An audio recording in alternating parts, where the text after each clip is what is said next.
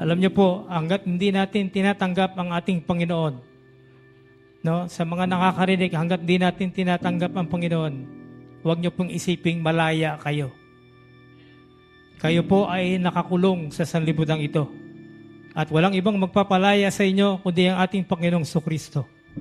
Kung paano tinanggap namin ang kakalayaan ito, sana po ay tanggapin din ninyo ng mga hindi pa tumatanggap sa ating Panginoon. At sa mga tumatanggap, mga kapatid, pinalaya tayo ng Panginoon kapag tayo na nahihila dahil gusto ng ating laman, nagkakasala tayo. Yan po yung sinasabi na huwag nating gamitin yung ating kalayaan. Kaya doon sa mga kapatid po natin na hindi natin nakakasama, na ginagamit ang kalayaan para ibalik yung kanilang dating sarili sa mga bagay na hindi na dapat nakikita ng ating palalahanan po natin. Asawa natin, kapatid natin, anak natin. Kung sila man ay pinalaya ng Panginoon, ginagamit nila yung kalayaang sa hindi maganda palalahanan po natin.